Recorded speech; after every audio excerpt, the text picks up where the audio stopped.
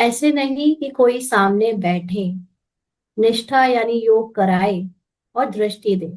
ये जो सेंटर्स में मधुबन में जो होता है, वो सिर्फ इसलिए क्योंकि वहां जब तक हम लोग देहभान में हैं, बहुत ज्यादा मोह में हैं, तब तक हमें ज्ञान की समझ बैठती नहीं। और जब तक ज्ञान की समझ ना बैठे तब तक हम चलते फिरते उठते बैठते ज्ञान की स्मृति में रहते हुए नष्टो मोहा रहते नहीं।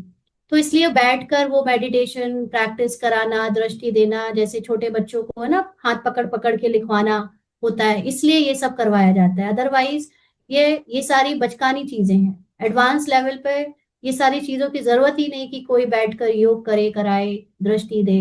इस एडवांस लेवल पे कोई दृष्टि जैसी चीज भी नहीं, क्योंकि बिगनर लेवल पे दृष्टि देता भी है तो कौन सा कुछ किसी का बदल जाता है। तो बस एक ईगो बढ़ जाता है उसका, जो दृष्टि दे रहा है कि मेरे दृष्टि देने से मैं बड़ी ऊंची हो गई, महान हो गई। पर सच्चाई है कि वो सब चीजें केवल एक गेम है, खेल है, नाटक है। सच्चाई उसमें कोई भी पावर नहीं है।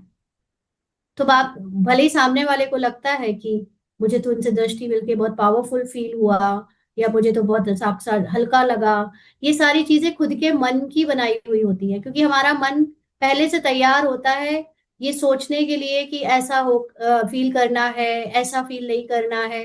तो वो मन अपने आप ही मंदिर जाकर रिलैक्स फील करता है, वही मन बाजार में जाके हलचल में आ जाता है। क्योंकि मन को पता है कि बाजार में हलचल मचाई जाती है, मंदिर में शांत हुआ जाता है। मन को पता है कि कमरे में, घर में ऐसे रहा जाता है, बाहर निकल के ऐसे रहा जाता है। तो बस जैसी सीन चेंज होता है, मन अपनी फीलिंग को चेंज कर लेता है। तो इसलिए मन को जब समझ जाएंगे ना, तो ये समझ में आ जाएगा ये संसार कैसे मन चला रहा है।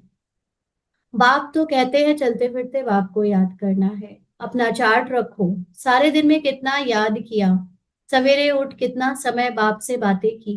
बाप से बातें करने का मतलब है ज्ञान का रिवीजन करके रोल में जो जो गांठें हैं, जो जो अटैचमेंट्स हैं, उन्हें पहचान कर उनको ज्ञान का स्नान कराकर क्लीन करना।